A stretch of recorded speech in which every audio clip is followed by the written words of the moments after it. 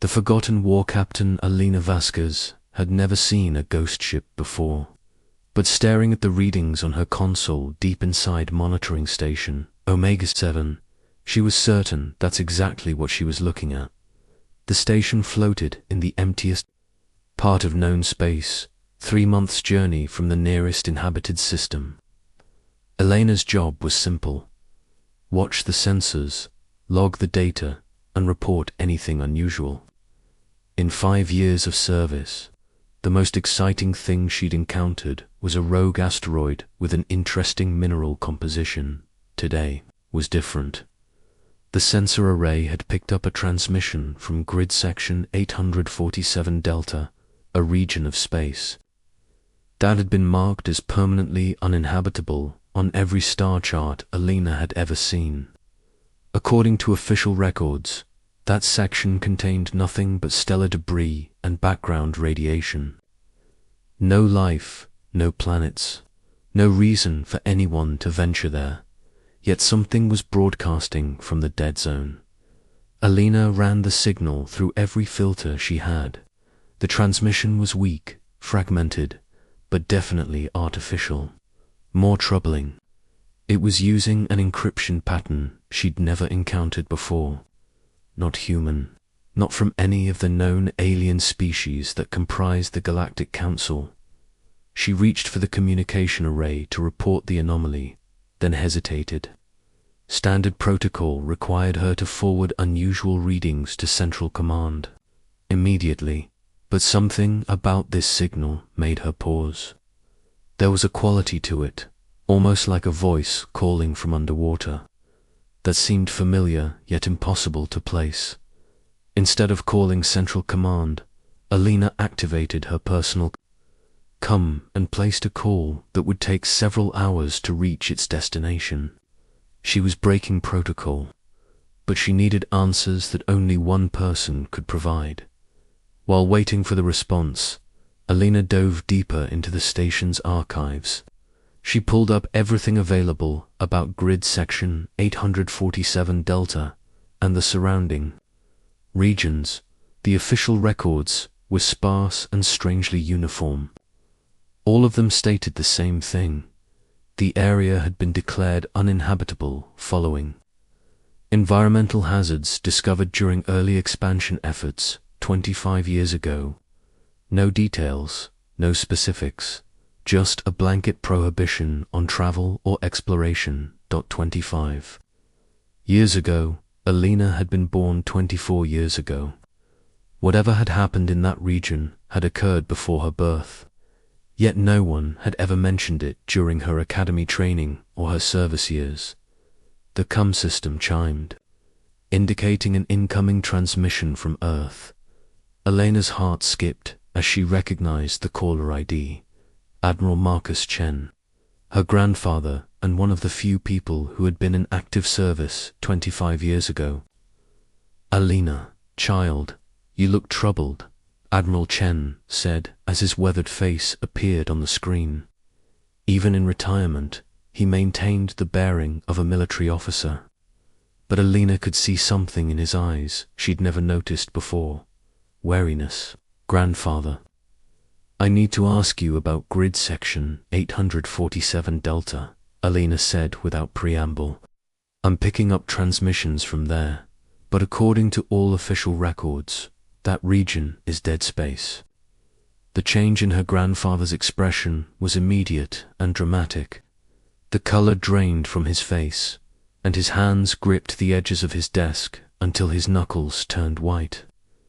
"Alina, listen to me very carefully," he said, his voice dropping to barely above a whisper.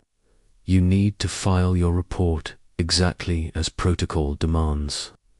Mark the transmission as background interference and request a technical evaluation of your sensors. Do not investigate further.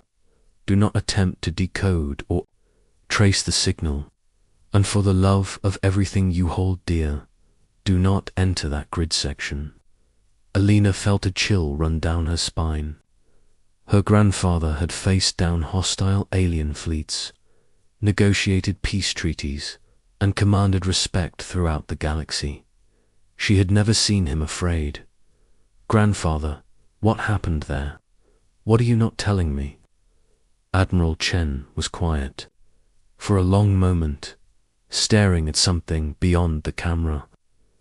When he finally spoke, his voice carried the weight of years. "There was a species," he said slowly. "We never learned to pronounce their name correctly. They came from a region of space we now call the Dark Nebula. First contact happened during the early expansion, when humanity was still finding its place among the galactic community."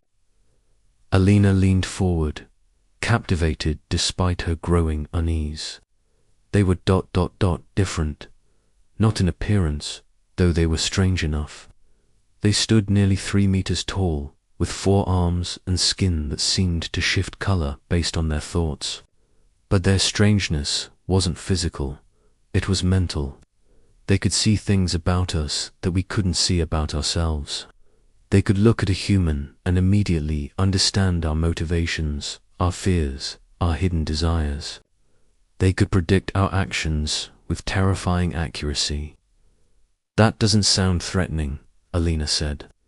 "It sounds like they would have made excellent diplomats or counselors." Admiral Chen's laugh was bitter. "That's exactly what we thought. At first, the initial contact teams were fascinated.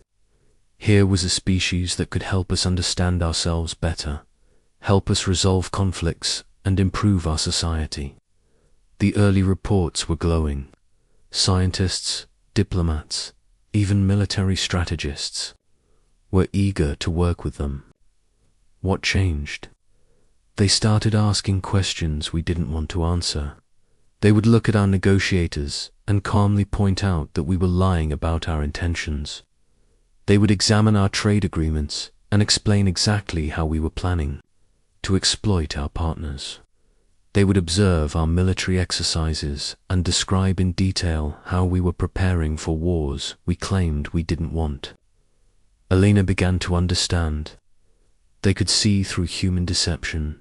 More than that, they could see the darkness we carry inside us, the capacity for violence, for cruelty, for the terrible things we do when we believe no one is watching. And they weren't judgmental about it. They simply observed it and commented on it, as if they were discussing the weather. Admiral Chen paused, rubbing his temples as if fighting off a headache. The problem wasn't that they were hostile. The problem was that they made us see ourselves clearly, and we didn't like what we saw. When a species can look at your ambassador and casually mention that he's planning to assassinate their leader after the negotiations conclude, when they can predict your military strategies because they understand your psychology better than you do, when they can see the monster lurking behind your civilized mask, well, that makes them dangerous. Alina felt her stomach turn. What did we do? What humans always do when we feel cornered and exposed. We eliminated the threat. The words hung in the space between them like a death sentence. It wasn't called a war, Admiral Chen continued. Wars have 2 sides fighting. This was an extermination. The species tried to negotiate, tried to find ways to coexist without causing us discomfort. They even offered to limit their contact with humanity, to work through intermediaries who wouldn't be disturbed by their insights. It wasn't enough. By then, we had seen too much of ourselves through their eyes. Every human who met them came away changed, either broken by the revelation of their own nature or hardened by it. The psychological damage was spreading through our diplomatic corps, our military, our civilian populations. People who encountered them would either become pacifists, horrified by what they learned about human potential for violence, or they would become monsters, deciding that if they were naturally cruel, they might as well embrace it. Elena's hands were shaking, so we killed them all. Every last one. It took 3 years. We hunted them across 17 star systems. We burned their worlds, destroyed their ships, erased their colonies from existence. And when it was over, we made a collective decision that their memory was too dangerous to preserve. The transmission crackled with static, as if reflecting the weight of the revelation. We didn't just destroy them physically, Admiral Chen said. We destroyed them conceptually. We erased their name from every database, deleted every record of their culture, their art, their science. We created false histories to explain the empty systems they left behind. We conditioned ourselves to forget, and we succeeded so well that even I can't remember what they called themselves. Alina stared at her grandfather's image, struggling to process what she was hearing. The signals I'm detecting, she said finally. If they're gone, what am I hearing? Admiral Chen's face grew grave. I was hoping you wouldn't ask that question. The truth is, we were never entirely certain we got them all.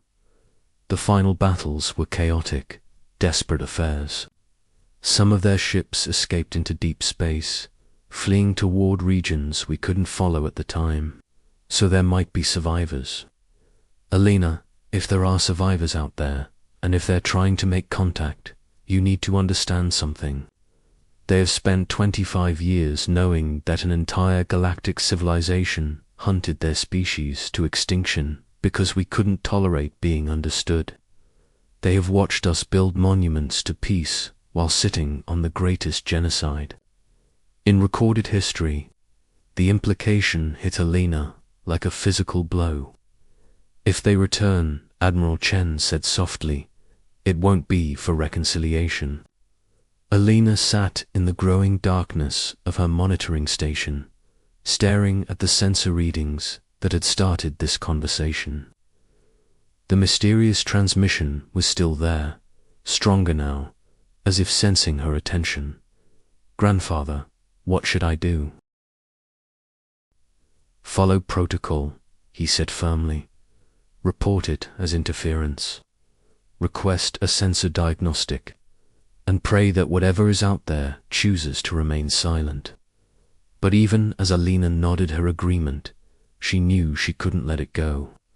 Somewhere in the dead space of grid section 847, Delta, something was calling across the void.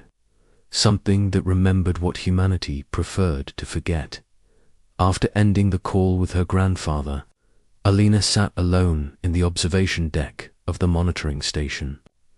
The stars looked different now, no longer points of light in an infinite tapestry of possibilities, but potential hiding places for the ghosts of humanity's greatest shame. She pulled up the sensor logs again, focusing on the mysterious transmission. The signal was definitely getting stronger, and as she watched, she realized it was also getting closer. Whatever was broadcasting from the dead zone was moving, heading in the direction of inhabited space.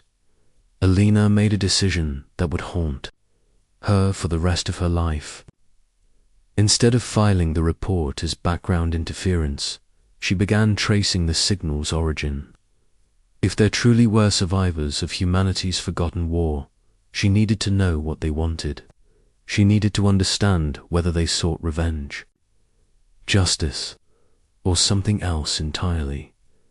The trace led her senses deeper into the dead zone than any human had ventured in 25 years.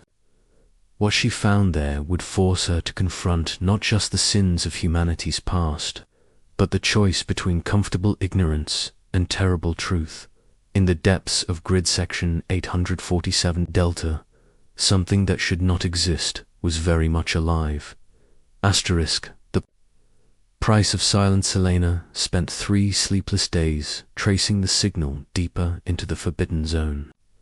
What she discovered changed everything she thought she knew about humanity's place in the galaxy. The transmission wasn't random noise or background interference. It was a distress beacon, automated and ancient, broadcasting the same message in a loop. When Alina finally cracked the encryption, The message was startlingly simple. Sanctuary compromised. Requesting immediate evacuation. Population 1. After 25 years of hiding in the deepest reaches of dead space, only one of them remained. Alina faced a choice that violated everything she had been taught about following orders and maintaining security protocols. She could report her findings to Central Command and let them decide how to handle a survivor of humanity's darkest secret. Or she could make contact herself and learn the truth that her grandfather's generation had tried so hard to bury. She chose truth, using the monitoring station's most secure communication array. Alina sent a response to the distress beacon. Not an official first contact protocol message, but something simpler and more honest. This is Captain Elena Vasquez of the Terran Monitoring Service. I hear your call. Are you alone? The response came within hours, faster than Alina had expected. The voice that emerged from her speakers was unlike anything in her experience. It carried harmonics that seemed to resonate in her bones, and there was a quality to it that made her feel as though the speaker could see directly into her soul. Captain Vasquez, the voice said, and Alina shivered at how accurately it pronounced her name despite never having heard it before. I am the one your species would call Keth9, though that is merely a designation your people assigned to me during our brief time of contact. I am indeed alone, and I am dying. Elena's breath caught. Dying? What's wrong? Can I help? My species does not die of age or disease, as yours does. We die when we have no more purpose to fulfill. I have spent 25 of your years preserving the memory of my people, but that task is nearly complete. Soon I will be the last voice that remembers what we were, and when I fall silent, we will be truly extinct. The weight of that statement settled on Alina like a physical burden. She was speaking to the final remnant of an entire civilization, the last keeper of knowledge and culture that humanity had tried to erase. Why did you send the distress beacon? Alina asked. Are you seeking rescue? No, Captain Vasquez. I am seeking something far more complicated. I am seeking to understand whether your species has learned anything from what you did to mine. Alina felt exposed, as though Keth9 could somehow perceive her thoughts across the vast distance between them. Her grandfather had warned her about this feeling, the unsettling sensation of being truly seen. What do you mean? I have observed your people for 25 years, Captain. I have watched your expansion into the galaxy, your interactions with other species, your development as a civilization. I have seen you make the same mistakes, tell the same lies, hide the same truths from yourselves that you were hiding when you destroyed us. The accusation hung in the space between them, but it wasn't delivered with anger or hatred. If anything, Keth9 sounded sad. You want to know what really happened during our first contact, Alina said. It wasn't a question. Your grandfather told you we could see through human deception, Keth9 replied, confirming Elena's suspicion that somehow, impossibly, this being had been monitoring her communications. That is true, but incomplete. We didn't just see your capacity for lies and violence. We saw your potential for growth, for change, for becoming something greater than your base instincts. Alina felt a chill run down her spine. What do you mean? We saw that humanity was at a crossroads, Captain Vasquez. Your species had developed the technology to travel between stars, to meet other forms of life, to become part of something larger than your single world. But you had not yet developed the wisdom to handle that responsibility. We wanted to help you bridge that gap. Help us. How? By showing you yourselves clearly, by reflecting back the truth of your actions and motivations so that you could make conscious choices rather than being driven by unconscious impulses. We believed that consciousness was the key to growth, that once you truly saw yourselves, you would choose to become better. Elena's throat felt tight, but we chose to destroy. You, instead. Yes, when faced with the truth of your own nature, when confronted with your capacity for both creation and destruction, your species decided that the truth itself was the enemy. Rather than grow to match your potential, you eliminated the mirror. That showed you your flaws. The monitoring station felt smaller suddenly, as though the walls were closing in around Alina. She understood now why her grandfather had looked so haunted when she asked about the dead zone. You're telling me we committed genocide because we didn't like what we saw in ourselves? It was more complex than that. Keth9 replied gently. Some of your people did try to learn from our observations. They attempted to use our insights to improve themselves and your society, but they were outnumbered by those who preferred comfortable illusions to uncomfortable truths. Alina rubbed her temples, feeling the beginning of a headache. Why are you telling me this now? After 25 years of hiding, why reach out? Because, Captain Vasquez, I believe your species is approaching another crossroads. You have continued to expand through the galaxy, to encounter new forms of life, to accumulate power and responsibility.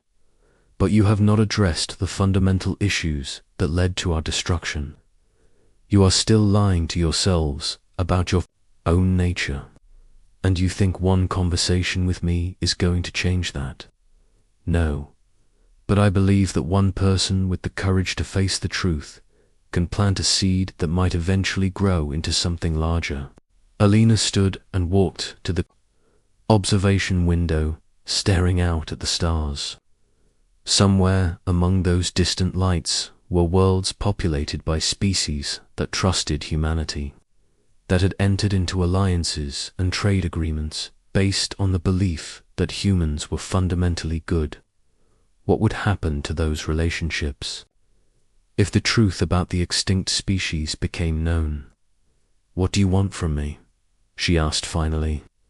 I want you to choose, Keth9 replied. I have preserved complete records of my people's culture, their science, their art, their philosophy. I have documentation of every interaction they had with humanity, including the real reasons for the war that destroyed them. I can transmit all of this to you. Elena's heart began to race. What would I do with it?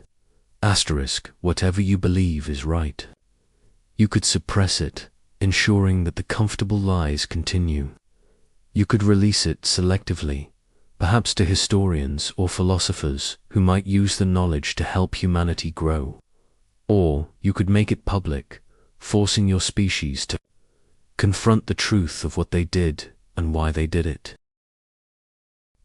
And if I choose the last option, it would likely end the current galactic order. Other species would reconsider their relationships with humanity. Some would withdraw from contact entirely. Others might seek revenge for being deceived. Your people would be forced to examine themselves in ways they have avoided for 25 years.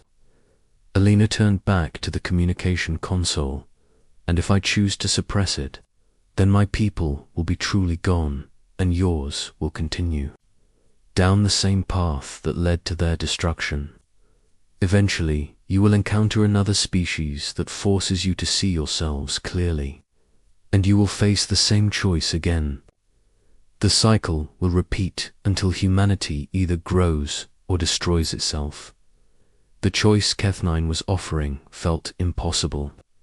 Alina could preserve the peace and stability that humanity had built over the past quarter century, but only by perpetuating a lie that might ultimately doom her species.